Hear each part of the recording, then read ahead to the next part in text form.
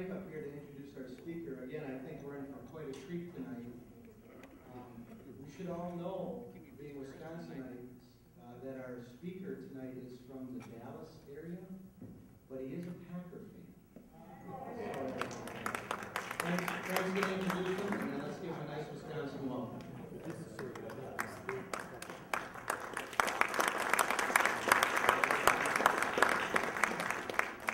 Good evening. Our speaker tonight, Grant already told you what I was going to say first about being from Dallas and not caring for the Cowboys, which shows much smarts with the guy.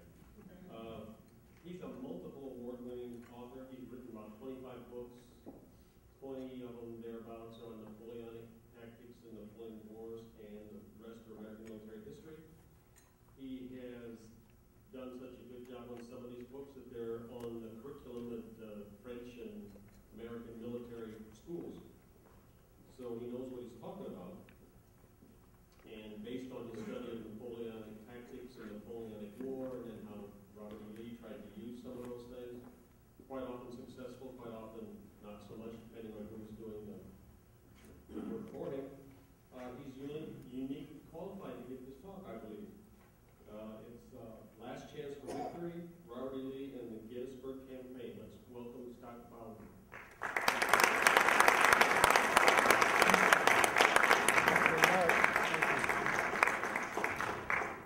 Oh, let's see if they have these tall enough for old basketball players or not.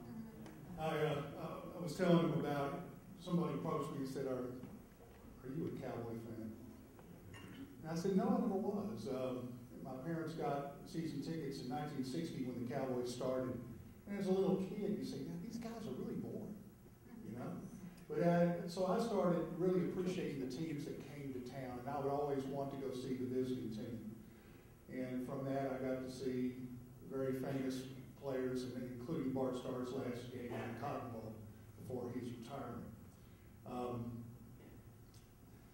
So I really appreciate the opportunity to be here tonight, and I want to thank every one of you for your time and your effort to be here. Hopefully, you'll hear something you hadn't before about Robert E. Lee or the Gettysburg Campaign. Since Last Chance for Victory came out in 2001, I've given more than 500 talks just on Lee at Gettysburg. Okay? And I can promise you none of them are ever the same. It's because you don't ever want to get stilted in your presentation where everything is the same and your voice sounds like it's the same. So I always try to have on an occasion like this, if anyone is in Chicago tomorrow, I promise you, you won't hear what we're going to talk about in detail tonight. There'll be some things that they'll be generalized, that's for sure. But I try to vary it up. The other thing is, I love Q&A, and usually that's the best part of a lot of these gatherings. So if there's any questions you've ever had about Lee's generalship, his career, or Gettysburg in particular, please don't hesitate to ask once I'm finished running quickly through the images. The other thing I want to experiment with is that if I move around like this, can everybody still hear me? No problems? Okay, wonderful. Last Chance for Victory, Robert E. Lee and the Gettysburg Campaign, really the story of that takes place years and years before the War of the Rebellion or the War for Southern Independence or the Civil War or whatever you want to call it. It happens long before then. The stage is set, ironically, 15 years before the war even begins. Go ahead, next one. The face that everybody knew Robert E. Lee by when the war began was this face. This is what everybody knew Lee by. You know, he was not this gray-haired, grandfather-looking guy, but rather what the women called the most dashing, beau ideal of a soldier you could possibly imagine. Okay? Next. Erasmus Keys, who served with Lee at the Board of Visitors for at West Point, and he served against Lee during the war as a federal corps commander in the Army of the Potomac, said Lee was exempt from every form and degree of snobbery, even though his sense of superiority and fitness to command were undeniable. Now think about that. He had this sense about him that he was fit to do whatever job he was set out to do. No man could stand in his presence and not recognize his capacity and acknowledge his moral force. George McClellan said that Lee on the battlefield was worth 40,000 men. That's a very similar statement to what the Duke of Wellington said about Napoleon, his hat being worth 40,000 men on the battlefield. Next one. Now, when the southern states began to secede, you saw this type of rhetoric, any fate but submission. The southern states believed that the Articles of Confederation that then became the Constitution and the Confederation and the Federation of states ratifications that came out after that, everybody understood that the states could secede from the federal government if they wanted to. This was a Jeffersonian belief that Thomas Jefferson mentioned in his first inaugural speech. So this belief that you could secede from the Union was widespread in the South. Okay? Early in the war, when Lee, after he is the commander of Virginia's military forces, he's not given a job with the central government, but rather Jeff Davis lets him languish in his Richmond offices without a job. And ladies and gentlemen, the reason why Robert E. Lee was never given a chance to command the Army before he was thrust into that goes back into the Mexican War era, that 15 years that I was talking about. Because, go ahead, the next one. Because it was Jeff Davis, President of the Confederate States, hated Winfield Scott. Okay? Now the basis of this animus was because of a disagreement that came about in Davis's mind between Winfield Scott and the other American Army commander that was Davis's former father-in-law, Taylor. Okay? And see, Davis had married Noxie Taylor before the war. They had a very, very brief marriage before she passed away. But he stayed close to his father-in-law. And so when the Mexican War came and the fighting began, the two armies that were supposed to come that merged down to Mexico, one from the east under Veracruz with Scott, the other one under Taylor in the north, and they were supposed to merge on Mexico. When General Scott took the reinforcements that were designated for Taylor's army, Jeff Davis never forgot it, never forgave him. And anybody that was ever associated with Scott was painted with the same brush in Davis's mind. And everybody knows, probably here, that Robert E. Lee was Winfield Scott's protege. Okay? So the very man that Abraham Lincoln wanted to command the principal army of the federal government at the outbreak of the hostilities, that very man is denied the chance to command south of the Mason-Dixon line until he was forced to let him command. Okay, it's an irony of the war that the most capable man is kept out of the war for over a year. So when Joe Johnston, the Army commander, it gets wounded at Seven Pines, May 31st, 62, it's Jeff Davis that is forced now to put Robert E. Lee in command. And that was this painting right here, that's Davis and that's Lee. So on the night after midnight on June 1st, Lee is suddenly thrust in command of this army. Lee, first duty he did the next day was issue the special orders. I just want to bring your attention to this phrase right here. Conquer or die. because Lee adopted that as his motto. It's generally not known just how intense Robert E. Lee was at his core.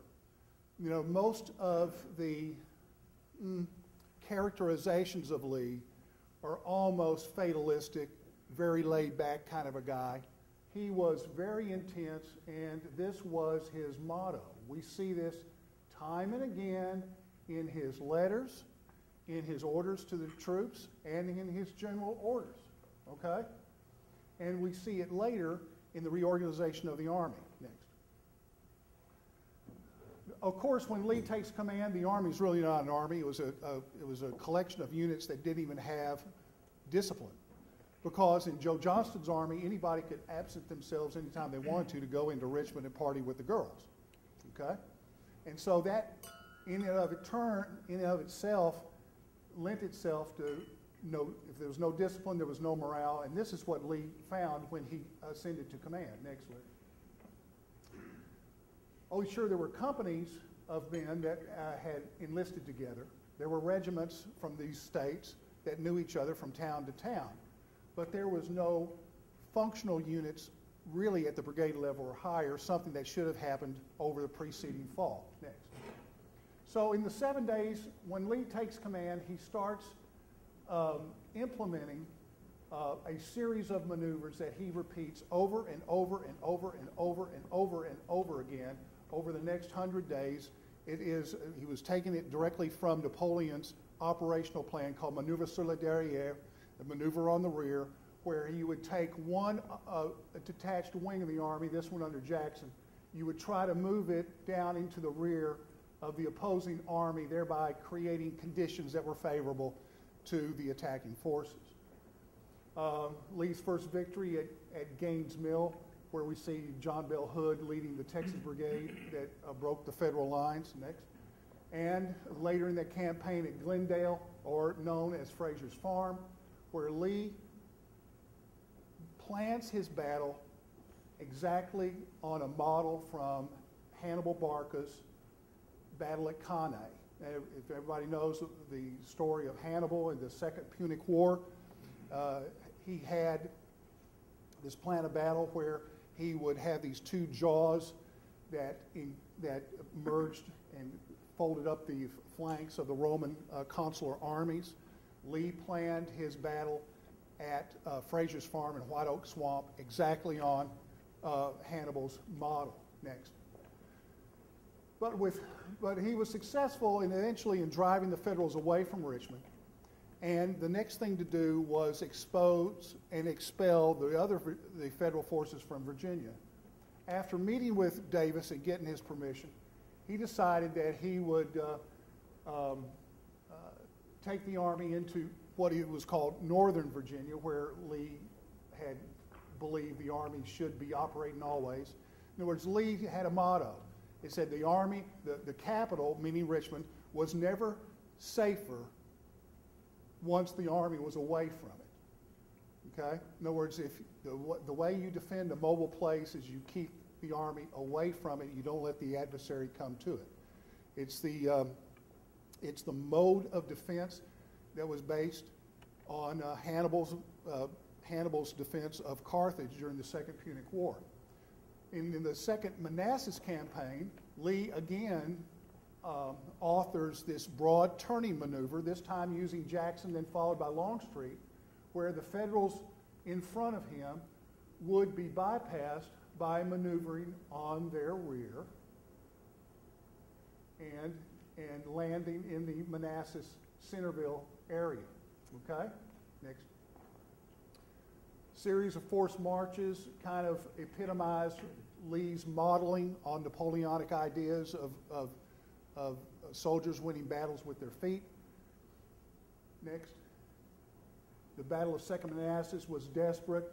The Confederates beat off Federal attacks for 2 days until all the Confederates were concentrated there. And in one of the most famous infantry attacks of the war, it was Pete Longstreet launched this attack on the Confederate right at the same time that Lee had ordered Jackson to pick up his defense and attack on the other side in order so Longstreet's wing could crush the Federal Army. Unfortunately, Jackson doesn't obey orders quickly. Back. Okay. And we'll go through that quickly. Okay, next one. Okay, there we are. Now we go forward. And Confederates break the line, but they don't destroy the Federal Army, but they give them a severe defeat. John Pope is replaced as commander. McClellan's put back in next. Lee then decides to continue the war into Maryland by authoring a series of turning maneuvers again that eventually resulted in the capture of Harper's Ferry that was here, and eventually the concentration at Sharpsburg, which is just over the river right there. Now, the reason that happened is because of the loss of Special Orders 191, which is a whole talk in and of itself. Next. Lee at Sharpsburg decides to stand. What's really amazing, and to give you an idea of how audacious he was, that his decision to stand was made when he had 17,000 infantry on the ground. The others were marching up from Harper's Ferry, and he knew in his face George McClellan had at that time, had over 60,000 on the other side of the Antietam Creek.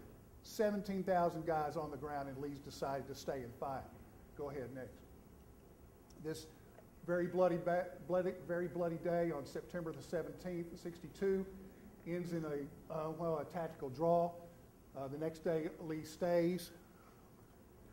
He witnesses firsthand the tenacious defensive power of the Army of Northern Virginia. This is Hood's Texas Brigade getting destroyed in the wheat field with Jackson's botched counterattack that morning. Go ahead. But in the end, they held the line, and then overnight, next, that's Longstreet and his staff manning the guns of the Washington Artillery. It's a famous story. That night, Lee decides that they were going to gather up all the stragglers and the walking wounded and present a front for the next day rather than retreat. McClellan does not attack because all of his heavy ordnance had expended their artillery for the day. Next. So in the October reorganization, after that, the Lee's army makes it back to Virginia. They then reorganize, and he then he has the time to make his imprint on the army. Next. He designs this pincushion, we'll talk about it later if you wish, that he comes up with the idea that Confederate law does not allow him to elevate a private to a corporal. He has no power of giving authority to rank to anybody. All he can do is, under Confederate authority, under Confederate law, is to suggest or make it to where it's got to happen. So Lee decides, it's an interesting story. I'm going to take a minute just to give you an idea how he tied the men to him and why they were so fanatically devoted to it. Okay? He comes up with this idea of this pincushion presentation. Now, when Lee took command of the army, he had already been thinking about this. He had some Confederate gold. He sent it across lines into the Cincinnati area where there were lots of copperheads. And he had these pincushions. They're about this size, double-faced. He had these pincushions made, okay? And on the one side, it's the first national flag, and it says, what? Lee's motto, conquer or die. And on the other side, there's a scroll that says love, that's framed by roses from Mary's Rose Garden at Arlington House. Okay? Now, when he gets these, after the Maryland campaign, he starts going through the camps again, as was his routine. And his staff had already done the work. They would call the deserving soldiers out, and he would present them with this pincushion, thanking them for the service to the cause and, reminding everybody that, there was a lot more work to be done. Now, you can ask yourself, what is a soldier in the Army of Northern Virginia going to do with a pincushion that on the one side says love? What do you think you're going to do with it? Send it to your loved ones. That's right. And so, typically what happened is the soldiers that had loved ones, mama, sisters, cousins. They typically sent these back home, and typically with these letters that look what General Lee gave me. So in one swoop, Lee does many things. He gives hope and support to the opponents of the Lincoln administration. He calls out the deserving soldiers of the Army that are deserving of promotion, okay? And he also, and by that, he ties them in closer to himself, because now they have a lot of personal interaction, as he always has had with them. And the last thing he does, he gets the women to have their back at the home front by sending this back home. It was utterly ingenious, and it's one of the most amazing things that he did while he was Army commander. Good, next. The next campaign was Fredericksburg, fought in the snow, in which there's another federal general involved. Lee is shown here on the front lines scouting the Federals. He wasn't like most Army commanders. He was usually very active along the front lines when the front lines were determined where they were. In fact, a lot of people don't know that he was under fire in many battles. And as soon as he arrived at the battlefield of 2nd Manassas, without a staff officer while they're arranging for the troops to get deployed, he says, I'm going out to recon the Federal positions. He comes back in a little while, and it looks like somebody had taken a lipstick marker and marked it across his cheek. And as he turned to his staff, he says, look, a Yankee almost killed me just now. And so that is how close Lee got to the action, routinely. This shown here at Fredericksburg, a very famous incident with Jackson, Longstreet, and himself getting inside 800 yards of the Federal positions to find out exactly what was going on. Next.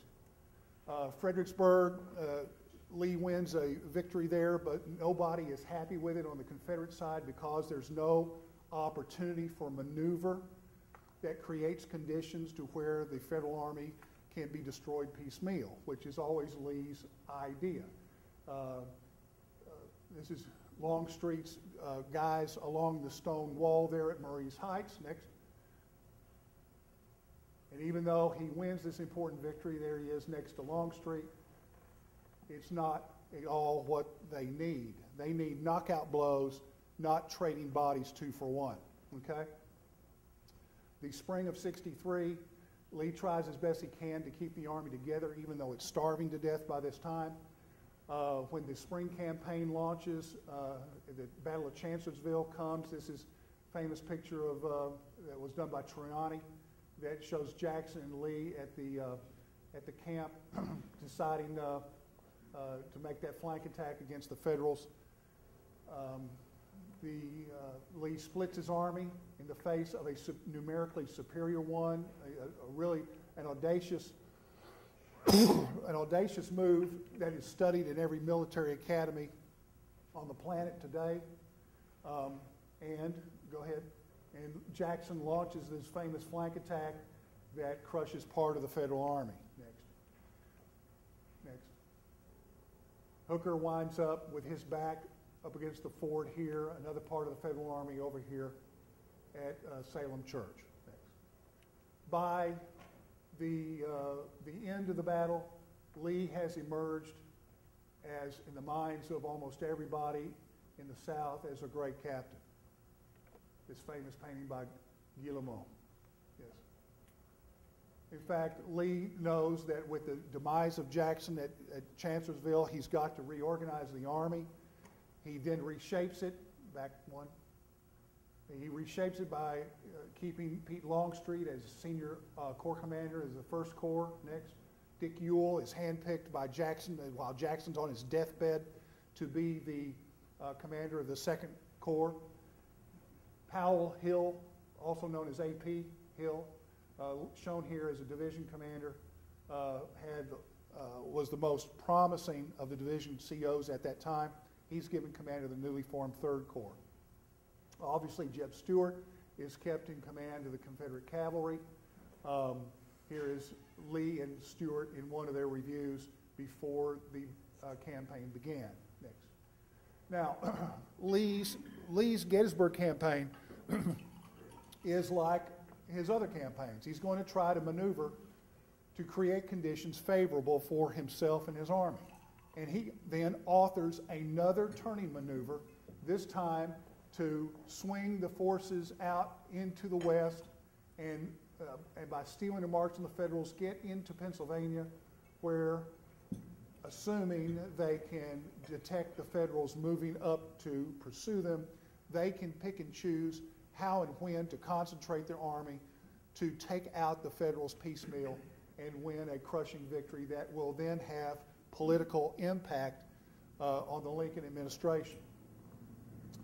One of the most interesting stories in the Gettysburg thing, one that you could probably spend an hour or two on in itself, is the detachment of Jeb Stuart's cavalry from the rest of the army.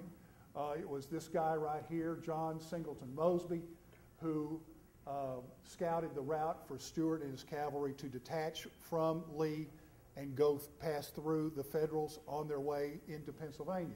Next. Mosby shown here. Understood what Stuart's orders were, that once they detached, if they met hindrance along the designated route, that they would both double back and go up on the other side of the mountains. Next. Of course, the guy who wrote the orders for Stuart's detachments right here is Charles Marshall. He is the nephew of the famous John Marshall, Chief Justice of the United States. He was a brilliant legal mind in his own right. Not many people graduate magna cum laude with a master's in English at the age of 18 from the University of Virginia. And some people claim, writing today, that this guy didn't understand the English language. Amazing. I wonder who doesn't understand the English language. Next. So Stuart detaches, and as soon as he gets going, he runs into trouble. He runs into trouble in the form of the entire Federal Corps under Winfield Hancock is on the road that he is to take to the Potomac. So he has 5,600 cavalry troopers and 6 guns, and he runs into Hancock that's got 20,000 infantry and 80 guns. And by definition of his orders, he had run into hindrance of the most serious sort, but rather than obey what he was supposed to do, he even swings wider to the east and separates himself even more from Lee and the rest of the army. Beginning 2 days after Stuart's detachment, Lee, not having heard anything from Stuart, becomes concerned that things have gone awry, and sure enough, Stuart is deep into Pennsylvania, far separated from Lee and the rest of the army when Lee needs him the most. Meanwhile, the rest of the army crosses the Potomac. Next. They temporarily capture Carlisle Barracks in Pennsylvania. Next.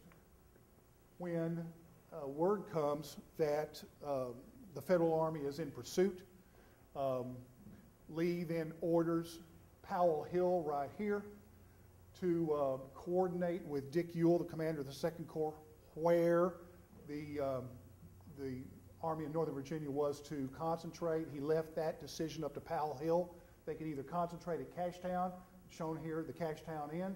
For many of you that go to Gettysburg, go that extra 8 miles to see the Cashtown Inn. It's interesting to see, and you can imagine those dirt roads that led up to the mountain pass and the Confederate Army coming down that route.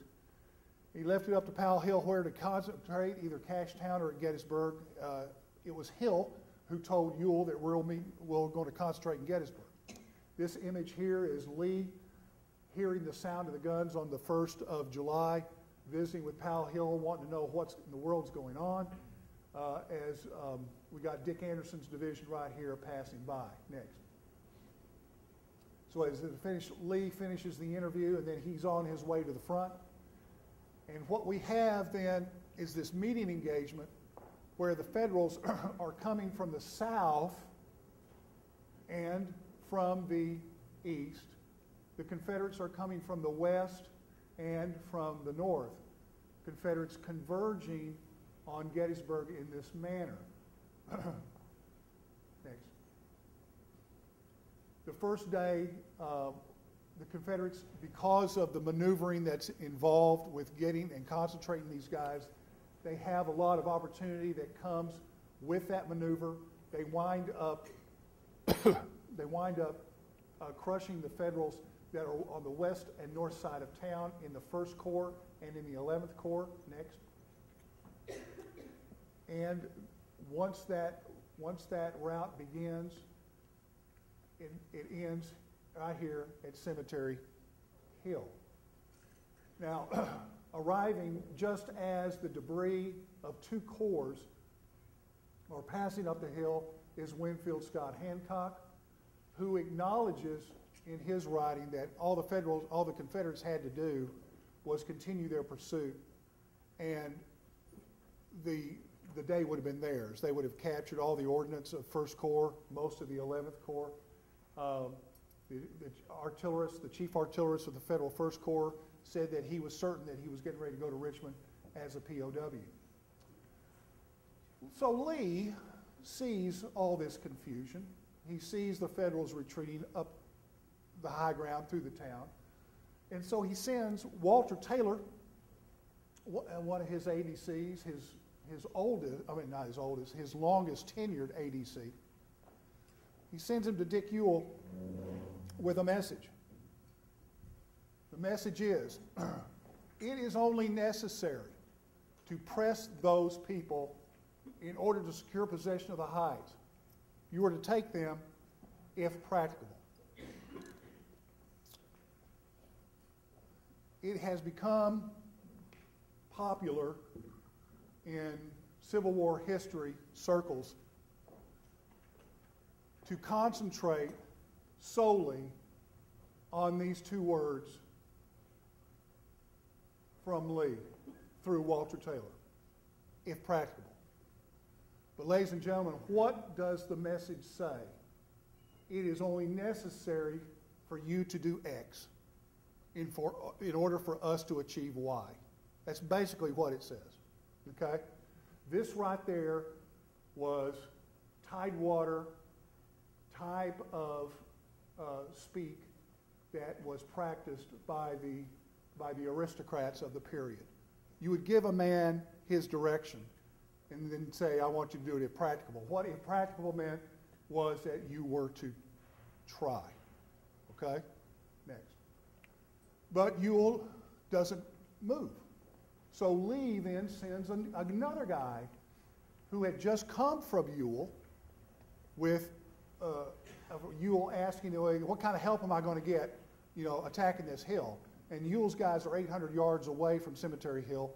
The 3rd Corps that's coming up the road from the west, they're about a mile away. And so James Powers Smith from Ewell's staff comes to the boss and says, Ewell wants to know, what help you can give him. And Lee says, I've asked Hill what he can give you. He can't give any infantry support now. I've ordered General Pendleton to put fire on the hill, and we can give you fire support from the artillery of the 3rd Corps. But other than the artillery support, I don't have anything.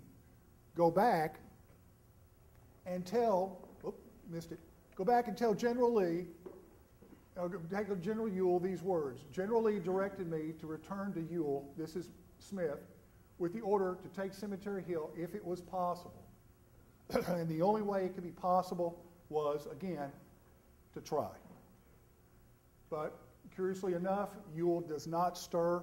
There are many hypotheses as to why, but at the time that the order was given, even the Federals on the receiving end of it said that all they had to do was just simply move forward. So, not having reached a decisive result at the end of the first day, the Confederates have instead wrecked 2 of General Meade's, 7 corps. So they hadn't destroyed the army, but they have certainly hurt very badly 2 of them. In fact, it was the 1st Corps' last battle was Gettysburg. The 11th Corps was so badly handled that nobody in the East wanted them there, and they were shipped out west and participated in the Missionary Ridge campaign after the campaign was over. But nevertheless, at the beginning of the second day, the Federals are still on the field, and his army, Lee's army, is still concentrating. So Lee comes up with this idea, this battle plan, that pivots the plan at Chancellorsville. Instead of striking the Federals on the Federal right, they'll strike them on the left and come in this way, roll up Cemetery Hill, and the Federals this way by moving in this direction next. But in the meantime, Meade is deploying his forces, and unbeknownst to him, Dan Sickles, commander of the 3rd Corps, moves his guys out from the line on Cemetery Ridge out to this salient that's along the Peach Orchard and the Rose Farm, Stony Hill, and these other places, including Houck's Ridge. And when Meade goes over there to meet him, basically to say, you get ready to catch lots of lead because it's coming your way, because they could see just right across the way in just a matter of a few hundred yards, all the Confederates piling up and the batteries deploying, ready to really put it to 3rd Corps next. In the meantime, Lee wants to get this battle underway as soon as Hood gets his division deployed. Hood comes up, deploys his guys, but he has this own idea of taking his division around the Big Top here. This is Little Round Top. There's a Big Top. He wants to detach his very fine division and move it hours this way before they move into position, which would take them out of the fight altogether for that day. Longstreet says no. The boss says we're going to attack, and they begin the attack about 4 o'clock in a manner known as en echelon, which was in steps, meaning in French in steps, or in echelon, meaning this, one, then another, then another, then in other words, like a stair step. And the reason that you did that is as old as Alexander the Great. If you have an army that's inferior in numbers, but you're going to attack tactically, the most effective way of doing that is en echelon. We saw Alexander break the line, the Persian line at Gaugamela, using an en echelon attack. It was developed actually by the generation that was before Alexander's father, Philip. But it was something that Lee had studied, and he saw it work very effectively from the ancients to the moderns, and was something that he was familiar with.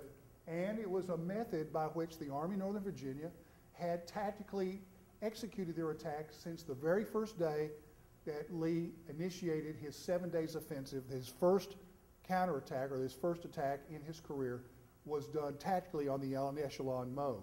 So it was a method by which the Army had an institutional memory to do, and officers understood how to do it, okay? Longstreet was very capable of doing that. And next. During the fighting on July the 2, next. Hood steps off the attack on echelon, but because the Federal line had swung so far out this way that by the time the 2 brigades on the end get onto their line, John Bell Hood is severely wounded, and the guiding hand for the division falls completely apart. It's hours before McKeever Law, who is the senior brigade commander down here, is notified of Hood's demise, and by the time he gets to a centralized location, the battle is already out of control insofar as the executing the turning maneuver here. So instead of really rolling them up here and going here, the Federals have already fortified Little Round Top, so that becomes a battle in and of itself. Texas Brigade attacked and rolled up Houck's Ridge. Next, they captured that, looking over to Little Round Top here. This was known as the Valley of Death because of how many guys died down there. You can see right now part of the Texas Brigade wearing out the 40th New York right here. This shows Rock Benning, who had a Georgia Brigade directing his men. Next. But from Little Round Top is a wonderful view of the Federal artillery looking over to that site we just saw. Go back, Larry, once. Go back. Right here is the Confederates on Houck's Ridge. You look across here to this artillery rest right there. Go next, and that's the view back on the other side. Okay. So this independent battle begins almost for Little Round Top that has no significant value other than it would be a nice place maybe to have a battery of guns, but it's sure, and it's going to threaten the Hanover Road. But next, other than the brigades pressing forward next, and you have individual acts of heroism and battles between individual regiments next, it really doesn't amount to anything. This is Oates' 15th Alabama. Right up here is Joshua Lawrence Chamberlain and his 20th Maine. Next. In the meantime, Longstreet is engaged the rest of his corps very skillfully. I believe it was soon after the battle, it was mentioned that probably 15,000 men fought better that day than these two divisions under McLaws and Hood. And what they did, they managed to suck up 40,000 Federals onto them as part of Lee's plan to attack en echelon up the line, because the advantage of doing that is that as you attack one part of the line, and you haven't done it down here yet, and as pressure is put here and here and here, these local commanders are going to call for help from the boss. And so Meade was sending reinforcements from his center down here to the south to stem Longstreet's tide, denuding his strength more and more and more into the center, where he unwittingly at the time was playing into Lee's hands, because the en echelon attack had not yet reached the center. Next. So by the time the action is in full swing on the south side of the field, this is Hood's division and McLaws's. Next. Next. This is a picture of Barksdale and the Mississippi Brigade crushing the Federals at the Peach Orchard and the Sherfy House salient. Next. There are Confederates that reach the center of the battle line on Cemetery Ridge on the 2nd, but they're effectively counterattacked because their own supports under Posey and then General Mahone, which are right here, do not advance as ordered. Posey lost control of his brigade. Billy Mahone back here did not advance at all for God knows whatever reason, because he was a pretty strange guy. Dick Anderson, who was a division commander, had his worst day of the war and didn't properly coordinate these last two brigades. And as a result, the attack does not continue to tie down Federals along Cemetery Ridge, because what was important is that right here was Dorsey Pender's Light Division, which was a very famous division, and opposing them were units of the Federal 11th Corps, which never won a tactical engagement in their entire muster history, nevertheless. Next. The fight for Cemetery Hill takes place late that evening. Next. With the Louisiana Brigade under Harry Hayes making a heroic charge up these hills, captures the batteries on the summit, and had they been supported from the other end of the line, that was Pender that was supposed to attack, we might have seen a whole lot different result from Gettysburg ending on the second day. Next. But by the end of the second day, late that evening, about 11 o'clock, Stuart finally made it back to the boss's headquarters. Now, at the end of the first day of the battle, Lee, not having heard anything from Stuart, decided that he would find Stuart. So he called Harry Gilmore, who is commander of the 1st Maryland Cavalry Battalion, to send to headquarters his 10 best riders that knew the countryside inside and out. And he gave identical orders to each one of the 10 outriders that you were to go find Stuart and bring his command to Gettysburg. And when Stuart was at Carlisle, shelling the barracks late that afternoon. It was the afternoon of the 2nd, or it was Lee's riders that found Stuart rather than vice versa. They get recalled to Gettysburg, and Stuart made it inside the Confederate lines. Evidently, it was right after dark, but it took him several hours before he had the courage to go see the man right here giving him the 1,000-yard stare. Next. The third day, Lee, not having had a resolution the first 2 days, he does have an idea of how badly he has damaged the Federal Army. In 2 days, they've inflicted over 20,000 casualties, suffering in the same time approximately 12. And that's why they were on the attack and not being properly coordinated. It was his belief that if everything got coordinated properly, if the commanders did what they were supposed to do, they could break the Federals and have some kind of resolution to the battle. Because you got to remember that by the beginning of the third day, the water supplies were giving out everywhere in Gettysburg. Lee's horses hadn't eaten for 2 days, and it was a big chore to bring in enough water even for them to drink, having trucked it all the way from the positions of Marsh Creek that was behind the Confederate lines. So it was a logistical nightmare that no resolution had been made, but then again, if you leave, you have lost, okay? So Lee made the decision that we're going to stand and we're going to fight again on the third day. He modeled his plan of battle after his reading clearly of Marlborough's battle at Blenheim, and you can see that very clearly in his planning.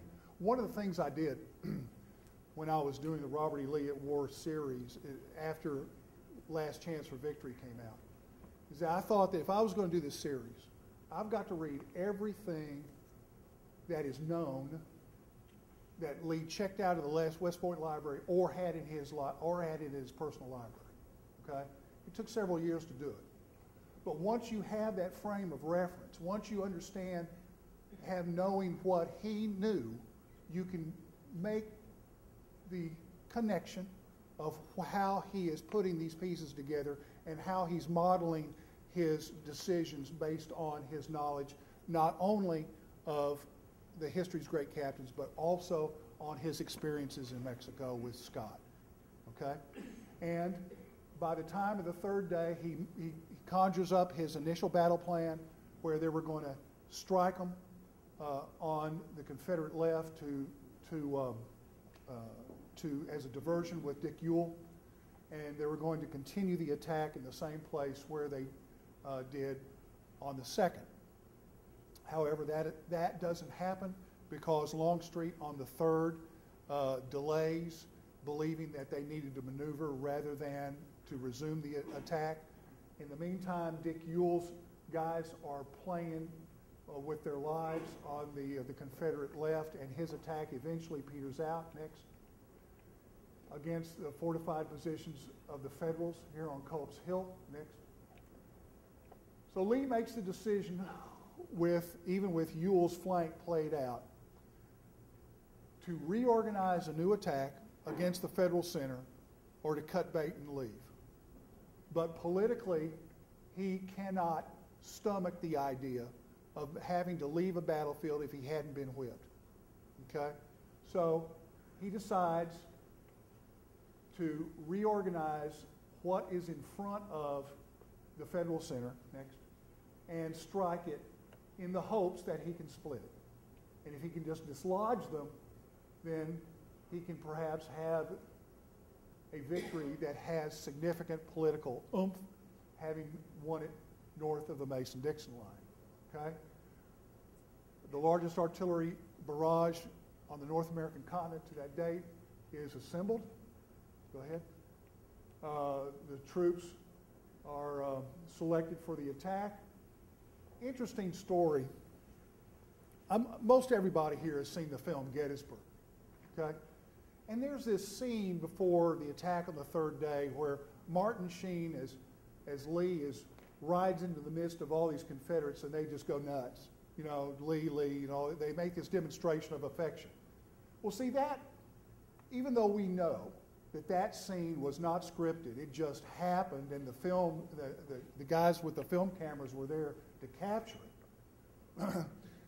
That's really based on fact, because when Lee was re-scouting the line, the federal line, to see exactly what could be done, he came across Jimmy Kemper's brigade that they were laying down on a swale on the other side of the Emmitsburg Road. And as Lee is discussing this with Longstreet, Pickett, Harry Heath about this upcoming attack, you know, there's some reservations from the subordinates about whether we can do this or not. And Lee says, well, ask the men if they can do it. Go ahead, ask them. And the regimental COs in Kemper's brigade overheard this entire thing, and the next thing you know, it spreads like wildfire that they're going to attack the Federal Center, and there's this spontaneous demonstration. General Lee, we can do it. You know, we can do it. Send us in. You know, many of us will bite the dust today, but we will get this done. And it was on that demonstration of affirmation that Lee decides we're going to go ahead and do it. If the guys believe it, we're going to go ahead and do it. Longstreet's still not on board with it, but he dutifully gets the rest of the attack together. But the attack, as it turned out, was not the attack, as we know, that was ordered. Now, nobody in his right mind would think that you can send 9 brigades of Confederate infantry, and some of it chewed up from a previous day's fight, against ready and waiting infantry, especially this one that's coming over a mile. Some of these guys were a lot closer. But it is clear from the staff officers and their interviews afterwards that a lot more was designed to happen that never happened. One of the most important things is that the Confederate artillery that was on this side of town that was supposed to be coordinated by Pendleton never happened. And all that inflating fire that would have been coming down the line like this, heavily damaging the Federal infantry from their flank, did not materialize. And so when these guys went in, even though battery after battery of Federals were driven off here by Confederate fire, fresh ones were fed in. And when the Confederates finally, they actually reached the angle in the stone wall, but they certainly didn't have enough with them to sustain that. Nevertheless, this is an image of Pickett's guys passing the Kadori house and ready to move up the slope next. Garnett's famous image on his horse right before the stone wall, leading his men forward, right? Next. Other way. Next. Okay, next. All right. As a Confederate, this is where the angle is, where you can see Cushing's guns today,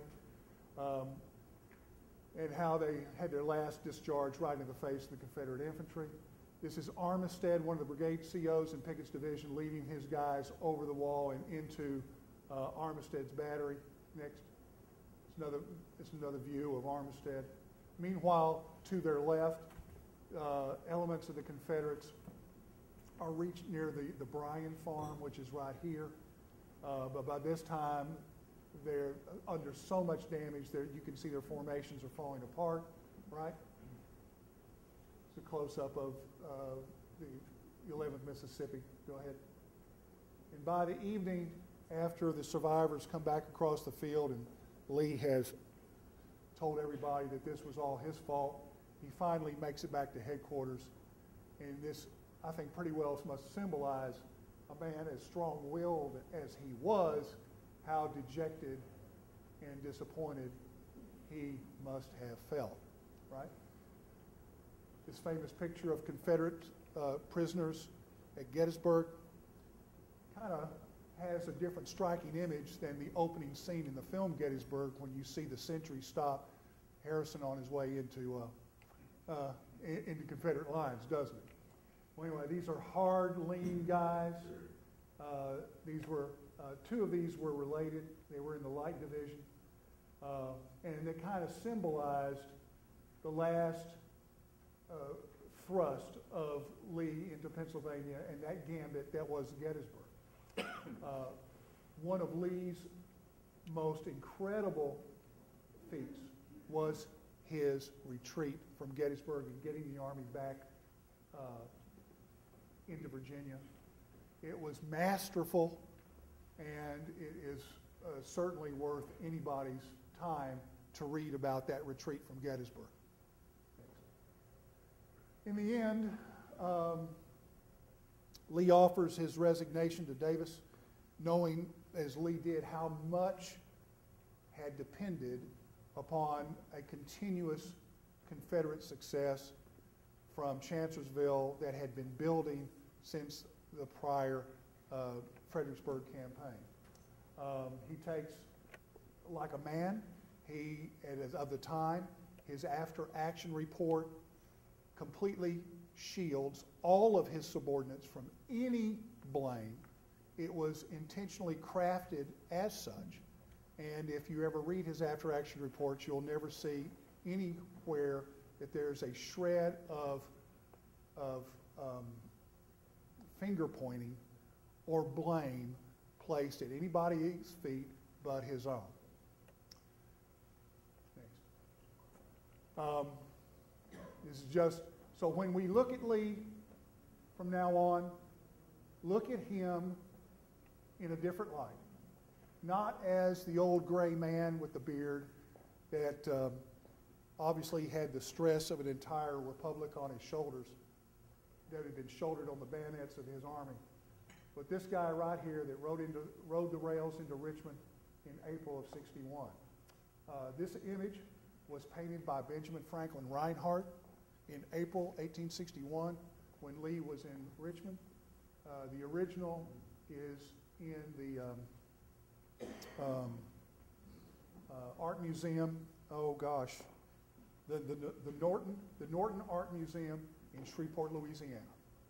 Okay, it's a magnificent painting. Now I use it as Lee's the face of the Robert E. Lee at War series. Okay, and next is it. All right, so what we take from Gettysburg is that Lee is trying to recoup this lost year that he had not being in command of the army, trying to replicate conditions that are favorable for he and his army to succeed. And by doing that, he was always seemingly scrambling to create those conditions. And ultimately, because of circumstance and the opponent's quality that was growing, that he was unable to achieve that at Gettysburg. When the campaign was over, campaign casualties were in favor of the Confederates because of the other actions that were connected to that, but the casualties suffered, and the lack of success at the end of the battle rendered that Robert E. Lee's most bitter defeat. Ironically, a lot of people today, when they try to study Lee, only look at one battle, Gettysburg. And that's like looking at Napoleon only through the prism of Waterloo. Okay? There was so much more to Lee than what we have at Gettysburg, but it was his last chance for victory. Thank you very much. I'd like to get questions if I can. I'll get some questions. Yeah. Yes, sir. Sorry. The failure of coordinating troops, the artillery that you alluded to, coordination of units, blame that correctly on Lee, who was out in front doing his The coordination. Is this what day? take the third day. Third day, okay. Question is, the coordination of the artillery and the infantry on day 3, the final attack, do I blame Lee? Well, Lee is responsible for the performance of his subordinates, like a coach is responsible for the player's performance on his team. But was he actually to blame? Well, it's a long battlefield. It's got lots of different elements, and that's why he had delegated responsibilities to Longstreet and to others. Now, after the war, there's all this bickering back and forth about who's responsible for this and who's responsible for that, and Alexander shouldn't be responsible for ordering in the infantry. That should be Longstreet's job. What's clear about it